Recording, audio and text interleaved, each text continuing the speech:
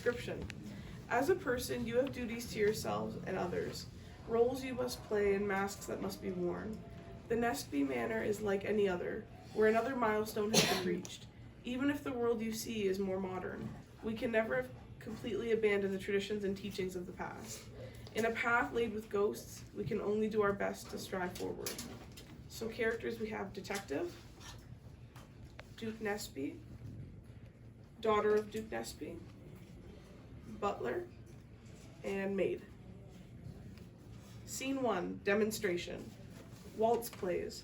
The stage opens with very little light from a chandelier, and music is playing. In the ballroom, the Duke drags daughter to the center. Daughter attempts to pull away, but reluctantly gives in. They start dancing, and the music swells as they spin. Maid and Butler stand on opposite ends. Butler is indifferent. Maid is worried. Just when they enter the final spin, all lights and music turn off. A female scream is heard off stage. Scene 2, observation. In the drawing room, Duke and Butler are off to the right, discussing quietly. Daughter is in the center, lounging elegantly in a chair, eyeing the Duke occasionally.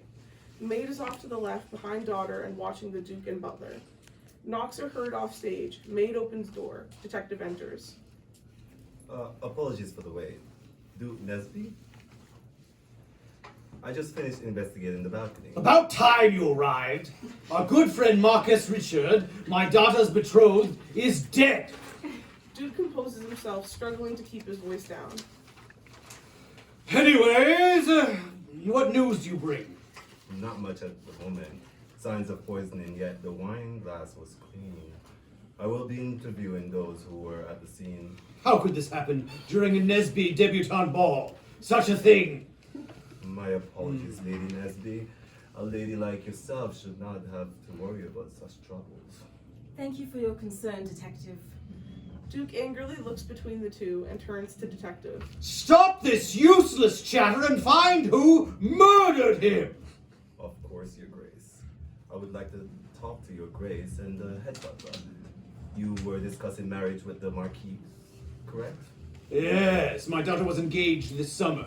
I lent him my personal butler for the night. I see. It would be best to discuss this matter privately. Very well. Come along, you fool. Yes, Your Grace. Detective and Butler exit. Scene 3, salvation. Maid hurriedly goes to daughter. Daughter watches them leave. Seems like he's arrived just in time.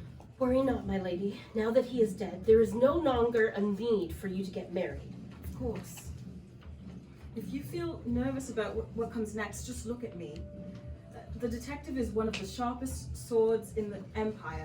He has likely found out the true villain by now. Of course, my lady. Your advice always puts my mind at ease.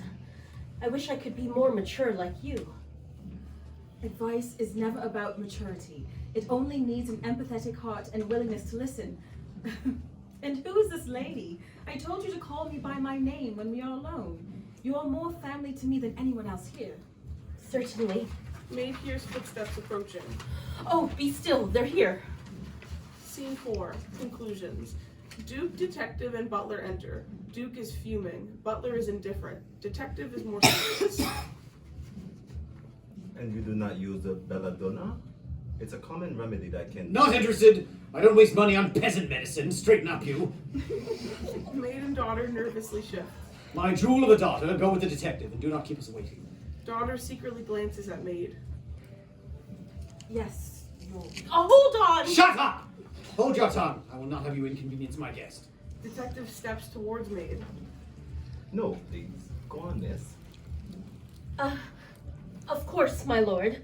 I hadn't thought of it until now, but the butler poisoned the Marquess. Outrageous. Go on. Glances at daughter, looks back at detective more confidently. When Marquess Richard ordered some snacks to accompany the wine, I saw him head to the gardens instead of the pantry. We keep a belladonna plant to heal the younger maids when they get sick. I was ordered to. That drunkard. Please believe me, my lord. Detective starts approaching daughter. Duke loses his composure. Well, what are you waiting for? Arrest him! Hold on. No, wait, you. You bumbling idiot! You dare destroy the duchies? Duke slaps Butler. And my future! Duke pushes and drags Butler out the door. Duke and Butler exit. Hurry up, detective! Detective sighs, bows to daughter. My lady, Scene 5, reservations. Duke enters. Get out, you. Maid exits. Father, There's nothing we can do about the Marquess, but what's important is your marriage. I can't have you turn into a spidery spinster like your aunt. Everything you have is paid by me, so the least you can do is pay me back. Yes, pay me back! If you can't do that, then you're a disgrace to everything that the Nesby Duchy is built on. Piano, dance, even goddamn French. When will you learn to be more responsible? Marriage isn't that hard, is it? All you'd do is tolerate him for a year. Then I would bring you back with the riches. Do you take me for a fool? I know you and that parasite switched the blueberries with belladonna. Idiot! No matter. I'll fix everything.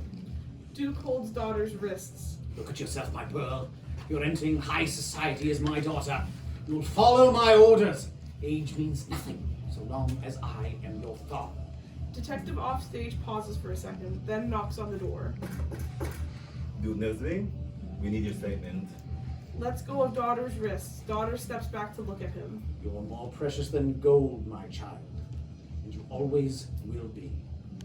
Scene 6, revelations. Daughter falls to the ground exhausted. Detective enters quietly.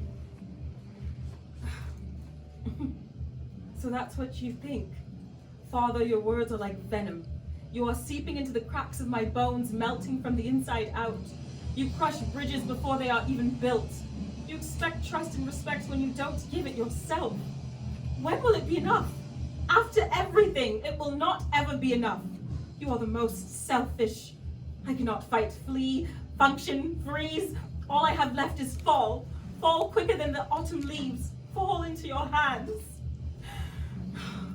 If the future is what you want, I will deliver it. Do not pity this young lady. Her actions are her own, as are yours. It is often hard to see how the actions of today affect the worlds of tomorrow, even with your view, dear audience. We will navigate through stories in the dark. All we can do is place trust in our hearts and the path ahead.